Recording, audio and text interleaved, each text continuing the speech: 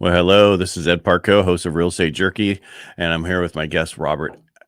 I'm sorry, dude. I always want to call you Robert instead of Bobby. I It doesn't matter apologize. either one, man. I'm Yeah. good. And I need a shave. I know that, but that's just how it is in December beard. We got a few more days and then it's going to be gone by January 1st. And thanks for coming on the show today. I know you wanted to talk about disclosures, real estate contract disclosures. Yes. We're not going to get too heavy in the weeds. We're going to kind of just briefly go over them. And then what I think we should do is have another show on the actual real estate contract, whether it's we'll have a listing agreement and then we'll have a buyer's contract so people understand what the differences and what they sign, because it's overwhelming. I mean, it's overwhelming for you as an agent with all the new changes that came. Back, when this first started back in probably, I don't know when they started the contracts, probably in the 40s or 50s. Yeah, probably, one page, right? It was one page forever. Yeah. It's probably a promissory note. Yeah. Right. And now, I mean, there is 30 pages of stuff that you have to sign. The contract's now 16 pages. I remember when people complained when it was 8 pages. Oh my goodness, it's 8 pages. Now it's double that. Yeah. And that's and that's a lot of stuff that we deal with gets more because something has come up. Someone got sued, something happened, wasn't disclosed. All right, add that on the contract. They say that add a new disclosure. What's a new disclosure? So today we're just going to go over briefly some disclosures that you're going to see, and I'll let Bobby talk about them. So I'm going to move him over into the hot seat.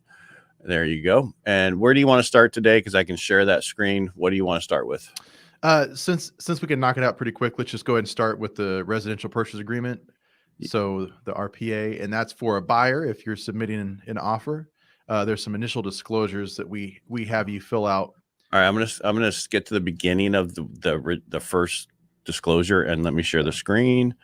All right, there we go. All right, so this is, go ahead, because I can explain it, but I want you to. Yeah, so this is the agency disclosure, and this is going to tell you right up front who's representing you, right? And so this is going to be the same whether it's a listing or a purchase agreement. But in this case, if it's a purchase agreement, we would fall under the buyer's agent. It goes through basically what our duties are as a buyer's agent. We owe you our fiduciary duty to do the best for that client. Right. And what this states is who you work for, right? Correct. This yes. is because you can actually work for both, and that's where you can sign down, where you check these boxes and sign it, and then you have everybody acknowledge it. Correct? Yeah. So that would be a dual agency, and that's the same whether you're doing both sides of the transaction, or if you are doing it with another agent in your office. Because I know a lot of people have questions on this form when they see it as a, it's a new, no one who'd ever dealt with buying or selling a house. And, they go, I don't understand. Why are you telling me that you work for me? Don't you work for me? You know what I mean? Yeah. This is just, they want to make sure everybody's aware, because at some point in the past, somebody was working for both parties or something, and they didn't disclose the fact that they were working for both parties. And now there's a form that fixed that. Absolutely. Just spell it out. That way we say, hey, we've gone over this. You understand what we're talking about. Yeah. And that's just the first one that I'll have people sign.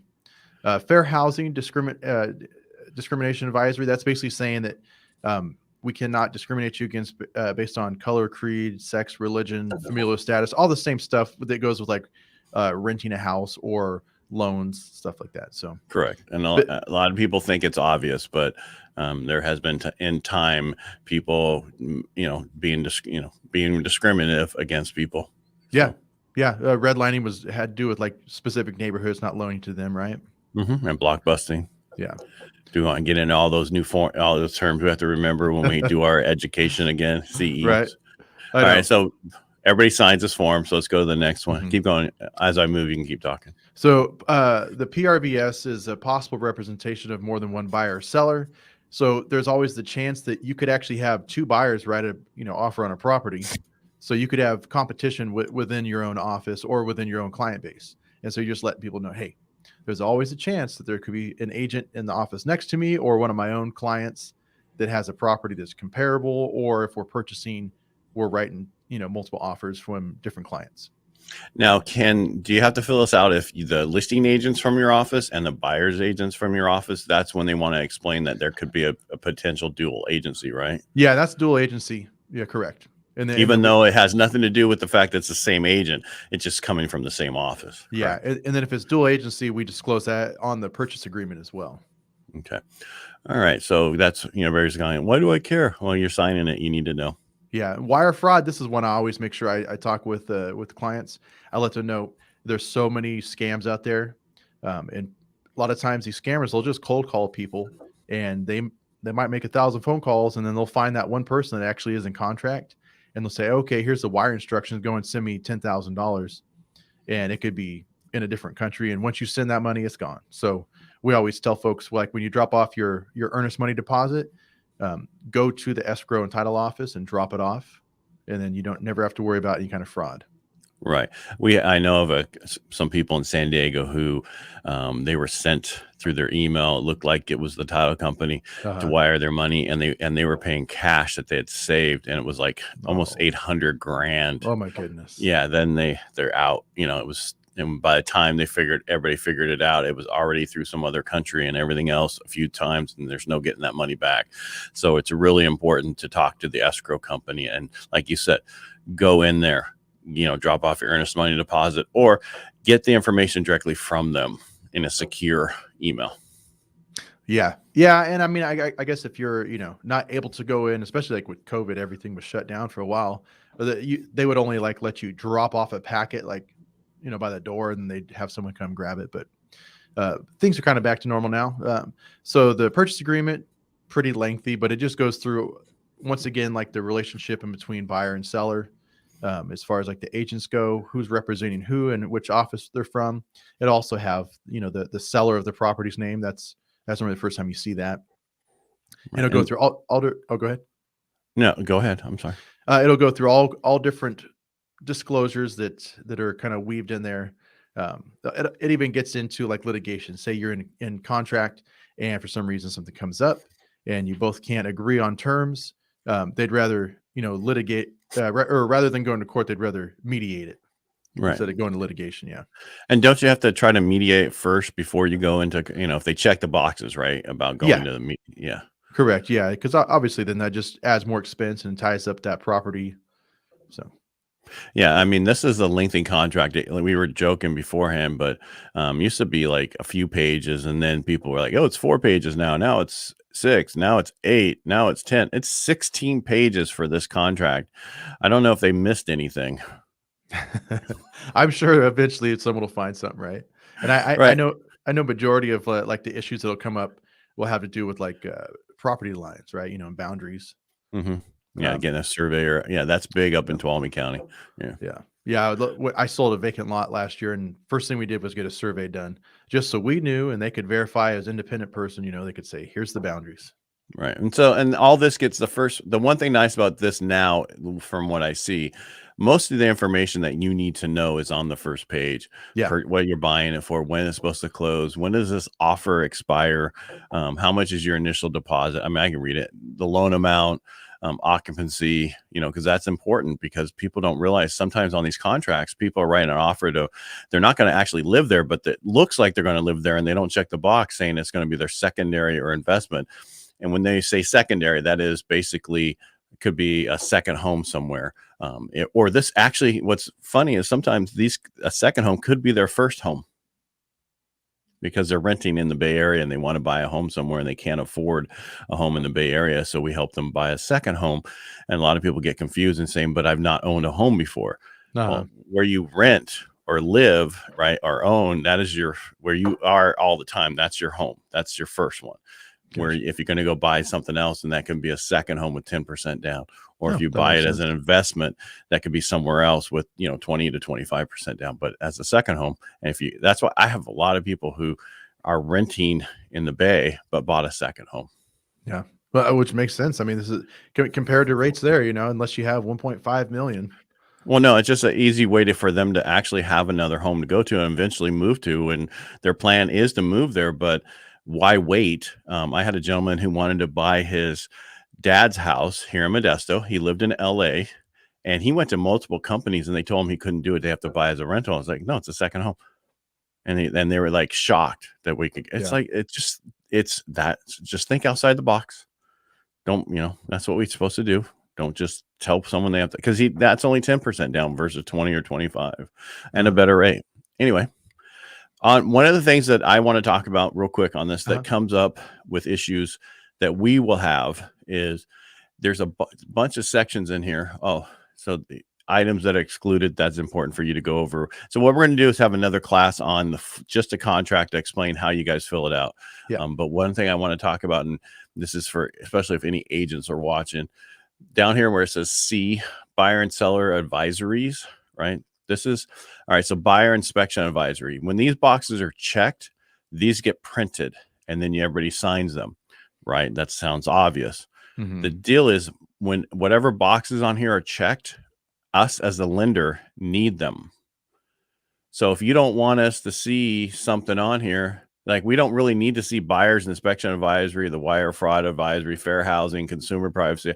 We don't really need those. We just need the RPA, the real estate purchase agreement. That's and any offers, right?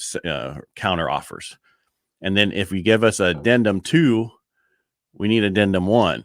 So make sure that you don't do something on addendum 1 that we don't want to see. Like there is $40,000 in repairs and we want, $10,000 or whatever. Yeah. On addendums, if you're going to give us one, make sure you give us the other one. And we don't want to see certain things. Not that it's illegal and we're doing something wrong. It's just, we don't need to know certain things. We don't want to know certain things unless you tell us, right? And that's why they have an inspection. You have a different thing for inspections now, right? Like if you're doing an inspection and want some repairs, like request for repairs or whatever, that's not an addendum 1, right? Is that a request for repair or something? Yeah, it's request for repair, and that's not going to be obviously in the initial contract. That's going to be after you get into contract and you start in your investigation period. Right. Sorry, I have to move over. Trying to get through this 16 pages because there's nothing else that we want to go over on the contract. We want to there's a lot in there. So here, the buyer's investigation advisory basically states it states all the things that you should verify: square footage of the property, the way utilities are hooked up to the house. Big one, depending on where you live. If you live in the county, more than likely you're going to be on a septic system, and you hope that that's disclosed to you initially or like in the listing, right? You can look that up. Sometimes it gets overlooked, I mean, like in Turlock, there's a home I sold and it's literally, I mean, just one street over into the county. It's a subdivision built in the late 70s. And you would imagine it's on city service, but it's not. It's all septic, so a septic inspection, that'd be another thing you have to get. Right. And the big thing here is J, rental property restrictions. Some Airbnb new restrictions and certain things that are out there that in certain places they don't want you to do Airbnbs anymore, or RBO, whatever they call that thing now. Oh yeah, especially Tahoe. They have a moratorium on those now. Right. So you have to be. This is just advisory, and also the advisory. If our buyer's investigation advisory basically are also stating you should get a home inspection. Home inspection, pest inspection, all these different things. Right. Yeah. And if you decide to, you can waive them, but it's not recommended. This is just one saying you're not going to sell their information. Yeah. It's just a Privacy Act saying that obviously certain things have to be disclosed to other parties during the transaction, such as your name and address and what you're purchasing the home for. Right. And that's it on the buyer side. Yeah. Yeah. And it's obviously much more in depth, but like you said, we'll do that a different day. Right. But I think the most important thing that people need to know is who's working for them. And that's why I went back to this one, even though this is on the seller side, one that you gave me. So what we can do is let's have another one where we talk about the seller side of, as the seller, what are you disclosing? And then we can get into what's the agent inspection? Because that's on both sides. You guys, do you have to give that to the buyers? Yeah, so the agent visual inspection, that's just our due diligence of walking around the home, pointing out anything we might notice. So I'm trying to get to that. So the AVID would be in with the seller's disclosures. That's where I'm at. There it is. Yeah, okay. I'm getting there. That was 78 pages that you sent me. So and that so right there tells you, I mean, how much you have to disclose. And what a lot of people don't know, if you are buying it from your parents or you're buying it for somebody, you don't have to use us, right? If you have cash, if you don't always have to use an agent. If you can write up a contract between two parties, and as long as you know them. But usually the best thing to do between family and friends is to have a contract so that everybody knows what's going on and there's no issue. So I still say you still should pay for agents just to protect you and both parties, just so everybody's on the same page, so that you don't have an issue going down that you no longer talk to your family or friends. I was going to say, how many times have you seen where, there's a small inheritance and all of a sudden, all the kids no longer talk to each other. So something like this with a a home purchase. Yeah. I mean, we can walk you through it. Obviously, we have all the disclosures that are required. And so the visual inspection, we walk through the home. If we notice there's a tear on the carpet, we note that. If there's, holes in the walls, anything that we notice, but we don't go under the house. We don't go up in the attic. Right. Cracks in the driveway. Yep. Cracks in the stucco. Exactly. No, it's just what you can see. You're not as an actual inspector, but as just an agent walking through the house. What do you see? You want to write it down what you see. The problem is sometimes people don't even go through the house and they fill out these forms. I'm not saying they do, but you should actually go to the house, be the walkthrough. You have to show the house to your clients, right? If they're going to write it off, you're going to walk through it. You're going to see it. You might as well do it while you're there, right? Yeah. Well, I was going to say, and there's going to be a couple times you're there, right? Hopefully you're having a home inspection, pest inspection as well. So, and most of the time you have to let those guys in. All right. So let's talk about what's the real estate transfer disclosure statement. Yeah, so that's from the seller, and that's where they're going to list any kind of items, like systems that are in the house. Obviously, number one thing that's going to be on there is, automatic sprinkler system. There's still a lot of properties that don't have that, and so I look for that because obviously we know we're going to have an oven and more than likely a dishwasher, stuff like that. But then they also note if there's any of these items that are, not in service right now. Right. And they're supposed to tell you if there's any issues. Correct. Yes. That they know of. Yeah. If they've had any ongoing issues, any kind of pest problems. Right. And the biggest one that I used to see a lot as on my side was right here where it says seller is or is not occupying the property. Right. Yeah. Because we did when REOs, real estate owned by banks, and they were selling them, that box was checked all the time because they didn't know what was going on. So they kind of used it as a way to say, we have no idea what's going on with this property. That's not the case, but right. Correct. Yes. And so, this is the TDS, the transfer disclosure statement. And then you also have this SPQ, which is a seller property questionnaire. Okay, and is that coming up? Correct. Yes. All right, let me get through this one. See, again, only a few thousand pages you have to sign. So you need to practice. One of the things you should do getting ready to buy a home is to, get your signing hand in shape. So start signing a bunch of stuff ahead of time. No, these are all electronically signed. It's no big deal. They can be, or you can go through them in person too. Depends. Some folks are really detailed and might spend a couple hours on disclosures. So this is the property questionnaire you were talking about. Yes. Yeah, and so if you want to scroll down, there'll be some areas where you can fill out, right? So it'll ask, has there been any improvements? Has there been a death on the property? Yeah, number 6A, within the last 3 years, the death of occupant on the property upon, has somebody passed away in the house? Has the house been used as a lab? Number B. If it's been a meth lab, then you definitely need to disclose that. Surprisingly, the death disclosure, it's pretty frequent, but most folks don't care. But now they know, because a lot of times, grandma and grandpa might pass away in the home, and then it gets put on the market. And then, but it talks about, is there a nuisance created by if you're close to industrial, whether the property is located in an industrial zone, is there release of illegal controlled substance on or beneath the property? Wow. And so that will actually come out in the natural hazard disclosure as well. So there is some redundancy in these disclosures just to make sure that every base is covered. Like people might not know if they're in an industrial use area, but if you're within like a mile, they kind of put you in that category. Right. And so H, I don't want to forget about H. Has there been insurance claims affecting the property in the last 5 years? So did you have like the roof leak? Did you have, flooding in the house? It's Mm-hmm. amazing because a lot of people are like, why do I have to disclose that? That was so long ago. It was repaired. Everything's fixed. People want to know. Absolutely. Yeah. Anything that's a material fact, even like, people have asked me, oh, one time the toilet overflowed and we had to replace some baseboard. I'm like, put it on there. Right. It's just better to put it on there than omit something. And better safe than sorry. Yeah. Yeah. Structural systems, appliances. This goes through everything. So this is something you want to read. They even talks about water intrusion. There's your water intrusion and mold potential if there's an issue. Pets. Have there been pets on the property? Right.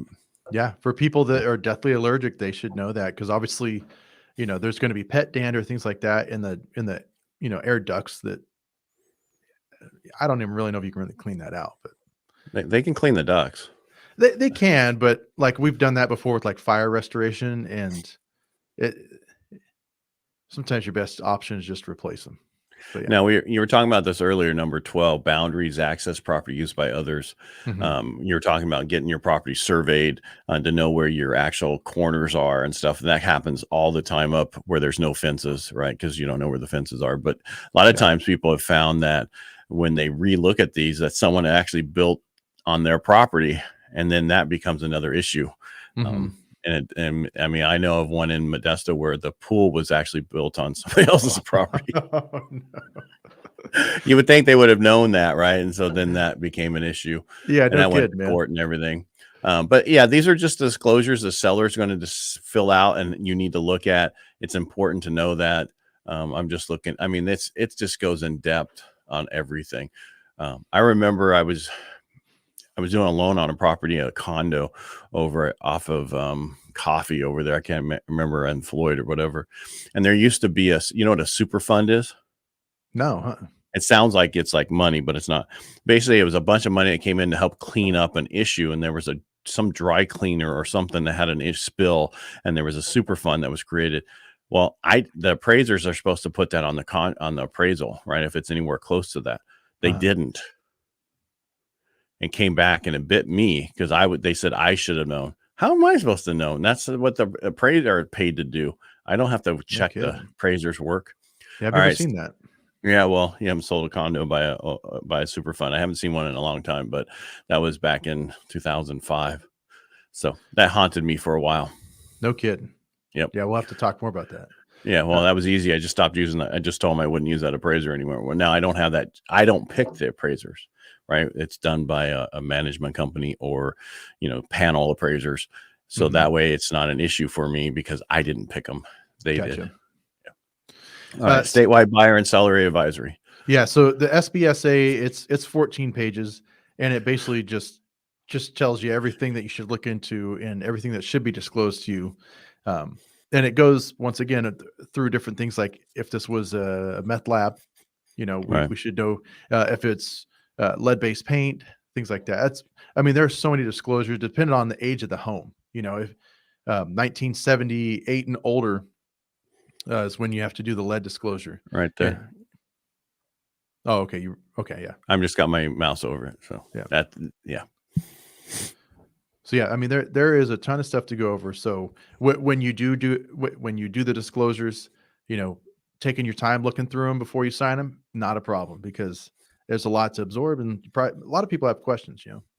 God, it is 14 pages. Yeah, and so we're in page 26 of 78. So I don't know what other disclosures you have in here, but let's go through all right. So you just went over the buyer and seller. That's when you can't sleep, take it with you. Yeah. All right. Yeah. I used to have a lease contract that was 36 pages. Yeah. Well, here's a residential earthquake risk disclosure. It tells you about what's water heater bracing, all that. Oh, by law, you got to have 2 straps on your hot water heater. You can't, we as appraisers come out and take pictures of the hot water heater, make sure there's 2 straps. If it's over 40 gallons, it needs 3 straps. I don't know if you know that. And then they want to make sure you have your smoke detectors and your CO2 detectors are in, and those are all laws, and those things have to be done. And it's amazing that we still run into houses that aren't double strapped, and the listing agent hasn't told them about the the smoke detectors and the CO2. Yeah. And that's where, if you're the buyer's agent, doing your due diligence, and, when you show the home, kind of keep an eye out for that. So if you write an offer, you can say, hey man, your guys' water heater isn't strapped. I didn't see, CO2 detector, because obviously, the appraiser is going to come out. He's going to walk in. He's going to say, nope, I can't do this. You guys have to resolve these issues first. Right. Yeah, this is a homeowner's guide to earthquake safety. It's lengthy. Yes. I mean, a lot of people go, well, I don't need earthquake insurance here in Modesto or here and here. Yes, but you never know. We could have that one, and then you don't have it. So, or flood, and wow, we'll get that house. Yeah, and there, there's a ton of things that you should know when you're purchasing a home, because it's the biggest transaction you'll probably ever have, right? No, it is the biggest transaction of your life, unless you're some multi-billionaire and you're buying companies and planes and stuff. But for most people, it is the largest loan. I create the largest debt in someone's life. You create you help them purchase the largest thing they're going to purchase, right? You never know. We might have some millionaires and billionaires listen to our show. We do. Everybody listens. No, I'm just saying, but it's still, property is still one of the largest things. And it is for most people, it is, I should say, 99% of the people out there, is the best way to build personal wealth is through home ownership. And that's how most of the wealth that has been created has been through real estate. So that means, let's get you started on that path by helping you get to that first one. That was pretty much it, right? Yeah, this goes on for another like 30 pages. So like you're, to kind of tie into your point, anybody who has family that grew up in the Bay Area, grandma and grandpa purchased, their first home for probably, $25,000. And not that every property appreciates like they do in the Bay, but as an example, now your average house there is like 1.2 to 1.5 million, especially like San Jose. Right. No, but you're right. I mean, I have a guy who just 12 years ago, bought a place over there for not even 600,000. It's worth 1.4 million now. The one thing you have to remember though, is you're going to have tax. You have capital gains when you're selling your primary residence and you need to talk. I'm just going to generally throw this out there. Please talk to your tax advisor. I'm not a tax advisor, but I'm just telling you, you need to look into it before you do it. I've had a client who was going to sell his $1.4 million house. His tax base on it was 600,000. He's married, so you get a automatic, 250 for each person. That's 500,000 on 6. That's 1.1 million. So that meant they're going to have to pay capital gains on $300,000, which right now is only 22%. But if, broke by Biden bill goes through, or I'm sorry, Build Back Better, whatever it's called. Sorry, too many times on the other talk radio show. It would be 43% in California. So almost half of that would be, so you'd be paying taxes, $150,000 would go to pay for taxes. That's a problem. That's another show too. Yeah. So, and that's, we're not even talking about doing a 1031 exchange for people with with rental properties, or that you have to do so you can pass on that capital gains into the next home, so you can keep building more. The issue is, when you run into this, you need to talk to your tax advisor and see if there's a way to get rid of that. So before you do anything, you need to talk to somebody. And that's what a lot of people don't realize is, let me get rid of this. Stop sharing screen. There we go. It's important. When you're looking at real estate, buying, selling, whatever, we are big on having everybody in. I had that same gentleman that he wanted to do a refinance. And I said, before we do anything, please talk to your tax advisor, so we make sure we don't do anything wrong that's going to come back and bite you later. You need to talk to him. And he talked to him. And then first of all, for tax guys, who is this guy telling you to go to me, when most of the time they just don't care? I don't want to cause a tax issue. I don't want to do that. My goal is to make it easy for you to buy that house, easy to refinance if that's what you want to do, buy your second home, your investment home. I have clients now who they've done multiple refinances, and this is the first time they came to me, and they're like, wow, this was so easy. I go, that's how it's supposed to be. So you want to do it again. Yeah, absolutely. Make this an easy buying process. So you want to buy that second home, buy another investment home, whatever it is, it should be an easy thing. So, and that's our show today. Disclosures. Woo, God, it was so much fun. That's about the driest part of real estate, but it's so it's like watching paint. It's like watching paint dry. It's right up there. Yeah. So you want to keep these disclosures when you can't sleep at night and bring them out and start reading them so you fall asleep. But they're important. The only thing more boring is accounting, right? Yeah. Yeah. And probably by the time next time you see me, I'll actually be clean shaven. We'll see, maybe. So we're going to, what's Thursday? Is there something you wanted to talk about on Thursday? Yes. Sorry, I was getting back to. Sorry. I just want to make sure we get over it real quick before we go. And everybody remember, we hope we're giving you some good information here. Take this information so that you can have that knowledge. Rewatch this a couple of times. If you have questions regarding any contract or whatever, even if just give us a call or reach out through us through Facebook, Instagram. I'm Ed Parcaut everywhere. My personal on Facebook is Edward Parcaut, but my business page is Ed Parcaut, and everywhere else, TikTok, LinkedIn, YouTube, you name it, it's just Ed Parcaut. So go check out someone. We have other videos there also. So you can find it under the tab that's the Real Estate Jerky Live. Go there, watch Bobby and I. We've had a bunch of videos explaining different things in the process, and we're going to keep doing that going forward. I'm sorry, what's next week? I was trying to give you the time to find it. No, that was plenty of time. Contract timeframes. So we'll go over like I know. I think we can do it in 5 minutes. I can summarize it. So basically it's just the time frame that you have when you get into contract that they allow you, and some of the stuff that they allow you to or want you to waive. Are we going to get into that part too? Yeah, we can discuss that. Yeah. Well, so not only contract time period, we'll talk about what they want you to waive during period of time, and we can get into all that, and that'll be Thursday. All right. Sounds great. And I want to thank you for being here today, Bobby, and I thank everybody for watching. If you like what we do here, just follow us and share. Thanks so much, Ed. I appreciate your time, man. Oh, anytime. Enjoy this.